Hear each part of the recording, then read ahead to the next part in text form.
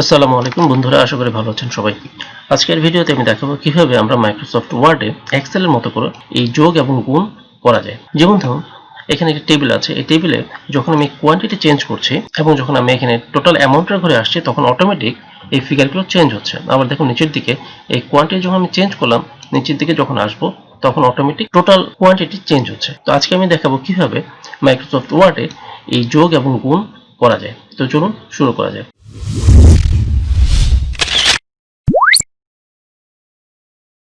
এই টেবিল থেকে প্রথমেই আমি যোগ এবং গুণের যে ফলাফলগুলো সেগুলো আমি ডিলিট করে দিচ্ছি। তো এই সেলটিতে আমি ৭৫০০ গুণন ৫ যত হয় সেটি আমাদের আনতে হবে।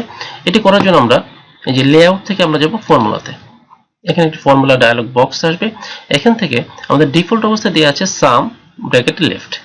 যেহেতু আমি প্রোডাক্ট করব বা গুণ করব সেহেতু আমরা যে পেস্ট ফাংশন থেকে আমরা এখান থেকে নিচের দিকে একটু আসুন, দেখুন প্রোডাক্ট আছে।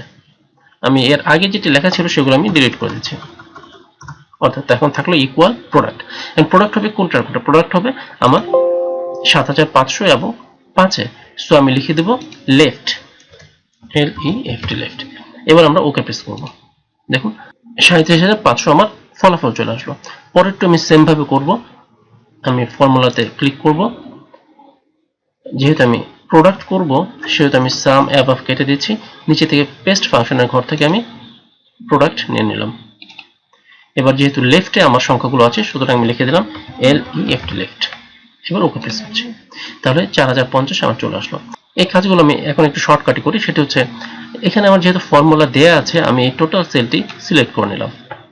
কন্ট্রোল সি চেপে কপি করলাম এবং এখানে আমি যেগুলোতে আমার ফলাফল আসবে আমি কন্ট্রোল ভি চেপে পেস্ট করে দিলাম।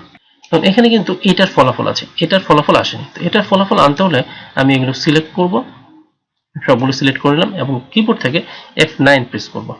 F9 প্রেস করলাম। তাহলে দেখুন সব কিন্তু আমার এটা গুণ যা হবে তাই চলে আসলো। একটু অ্যালাইনমেন্ট ঠিক করে নিচ্ছি, অ্যালাইনমেন্ট। এখন দেখুন এটা খুব শর্টকাটে আমাদের চলে আসলো। এখন আমাদের এখানে ইউনিট প্রাইস, টোটাল আমার ইউনিট প্রাইস কত হচ্ছে আমার নিচে টোটাল এখানে আনতে হবে। এখানে তাহলে আমি সাম ফাংশনটি ব্যবহার করতে পারি। সাম ফাংশনটি সম্পর্কিত আমার বিস্তারিত একটি ভিডিও আছে, আপনারা আমার প্লে লিস্টে দেখতে পারেন অথবা আমি লিঙ্কটি ডেসক্রিপশন বক্সে দিয়ে দেবো, আপনারা দেখে নেবেন। তো এখন যোগ করব। আমি আগের মতো লেআউটে যাব, এখান থেকে ফর্মুলাতে যাব এবং এখানে দেখুন অটোমেটিক্যালি ডিফল্ট অবস্থায় একটি সূত্র রয়ে গেছে যে ইকুয়াল সাম অ্যাবভ, এটি আমার হবে। সো আমি ওকে প্রেস করলাম এবং এটির ক্ষেত্রে সেম হবে।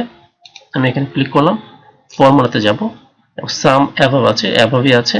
সো আমি ওকে প্রেস করলাম এবং এখানে কি হবে, এখানেও আমার টোটাল কত হবে সেটি আসবে। সো এখানে আমি ফর্মুলাতে যাচ্ছি এবং সাম অ্যাবভ আছে, ওকে দিচ্ছি। তাহলে আমার টোটাল ঘরে আসলো ৭৪১০০ ফলাফল। এখন দেখুন কিভাবে আমরা এটিকে চেঞ্জ করতে পারি। সাপোজ আমি ৫ কেটে ১০ দিয়ে দিলাম, ফলাফল কিন্তু চেঞ্জ হলো না। সেই ক্ষেত্রে আমরা এটি সিলেক্ট করে কিবোর্ড থেকে F9 প্রেস করব। তাহলে সাথে সাথে ফলাফল চেঞ্জ হয়ে যাবে। সাপোজ এখানে আমি আনলাম ১০ এবং ফলাফলের ঘরে আমি সিলেক্ট করে F9 প্রেস করব কিবোর্ড থেকে। এভাবে আমি যখন চেঞ্জ করব তখন F9 প্রেস করলে অটোমেটিক ফলাফলটি চেঞ্জ হবে। এখানে আমি যদি 0 দিই এবং এখানে যদি আমি এটি সিলেক্ট করে F9 প্রেস করি, দেখুন 0 হয়ে যাচ্ছে।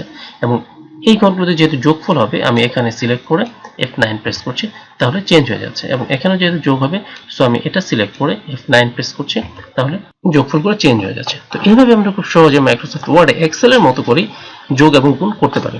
তো বন্ধুরা, আশা করি এই ভিডিওটি আপনাদের ভালো লেগেছে। যদি ভালো লেগে থাকে তাহলে এই ভিডিওটা অবশ্যই লাইক করুন, কমেন্টস করুন, শেয়ার করুন আর চ্যানেলটি সাবস্ক্রাইব করুন। ধন্যবাদ।